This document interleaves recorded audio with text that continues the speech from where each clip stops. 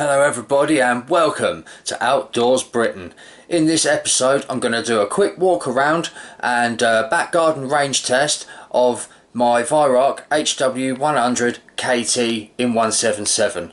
Now I know in a previous video when I did the same kind of thing with my 100S, I did touch on the 100KT at the end, but since my 100S has been out of action, this 100KT really has impressed me, so I think it deserves its own video. Now, enough of my rambling, let's get into it. And here she is. This is my Weihrauch HW100KT. Now, I will explain what KT stands for. K stands for carbine, which is in reference to the overall length of the rifle, and carbine in a nutshell means a shorter version of the full length rifle. And the T stands for thumb hole, which is of course in reference to the thumb hole style stock.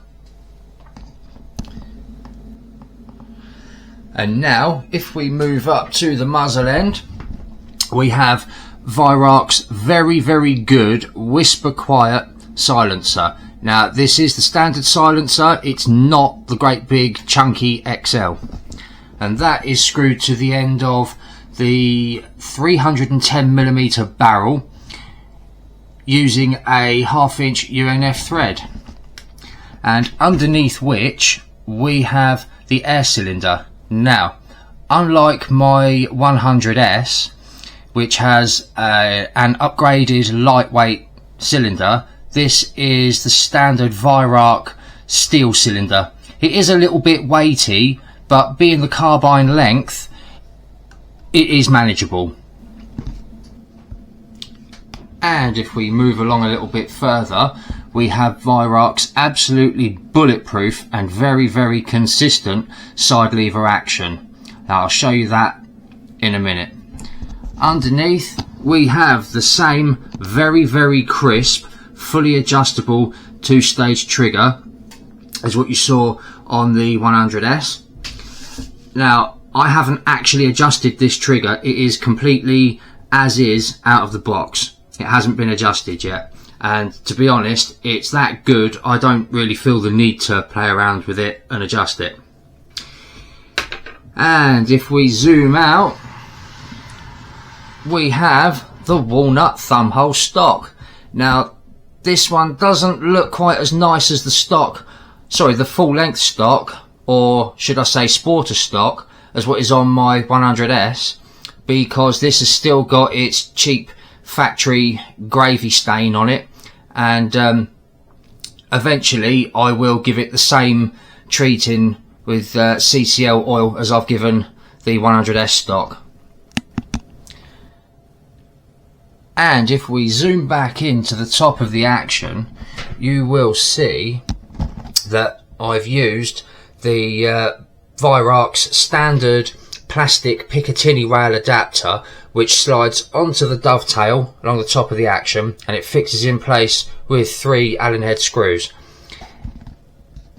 It's okay, it's functional, but with it being plastic, I have noticed that over time they do seem to sort of warp out of shape slightly. So in the near future I do intend to upgrade these rails to metal ones. I'm not sure when, but I will get round to it eventually. And attached to the Picatinny rail adapter we have my ZB Lite Pro universal mount, which I use to zero the PARD instead of using the PARD's onboard one-shot zero function. It's really simple to use. You use the turrets on the sides to adjust windage and elevation. On this side, obviously you've got the U for up and D for down. That's obviously your elevation. On the other side is windage. And on top of that, we've got my trusty POD 008P LRF, which bolts directly onto the ZB Pro Universal mount. But one thing I will add, when using these ZB mounts, to set it up the way this is set up, you have to mount it backwards, which means up becomes down, down becomes up, left becomes right, and right becomes left. And that's pretty much it for this side of the rifle. So with a little bit of editing magic, I'm going to turn the rifle round and show you the other side. Ta-da! And this is the right hand side. And if we zoom in, you'll see the side lever action. Now on here I've used the biathlon lever because I just find it easier to get hold of when I've got my gloves on in the dark. And now I'll quickly show you how it works using an empty magazine. So first you pull the cocking lever all the way back till it clicks like so. Then you pop this catch back and you insert the magazine in to this gap here like so. Then you pop the catch back forwards. That's now locked the magazine in. Then you push the cocking lever all the way forwards until it clicks shut. This is now cocked and ready to fire. Now with the safety catch on these HW100s, you can't engage the safety unless it's cocked. That's now engaged the safety. It won't fire. So then we disengage the safety by pushing it forwards and fire off the action like so. And last but not least, we have the same Konus bipod that you saw on the HW100S in my other video from quite a while back. I use it on both rifles. It actually came with the 100S, only as you can see I've got it mounted on the bottom of this rifle, and that attaches using a stainless steel swivel stud or sling stud, whatever you want to call it. And that is pretty much it for the rifle. As you can see here, it uses the same 14 shot rotary mag as the 22. They both hold 14 shots.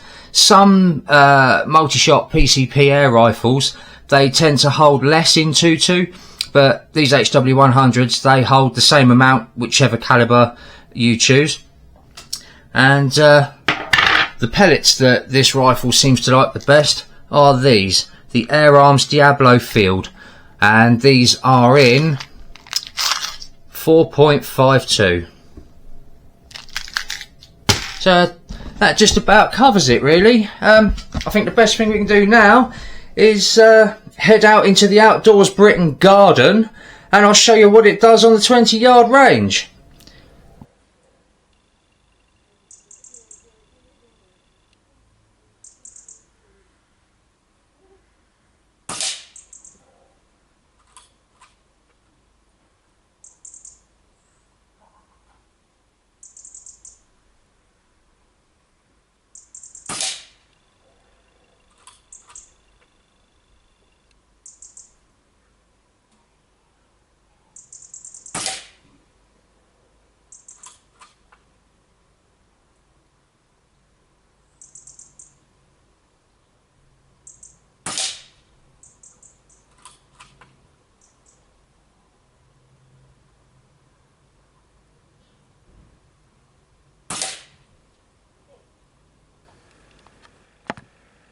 Now, as you can see, that is a very, very good group indeed.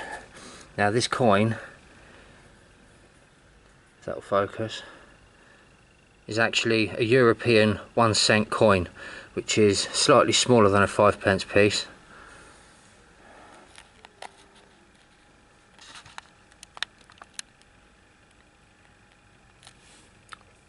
Pretty good, I'd say.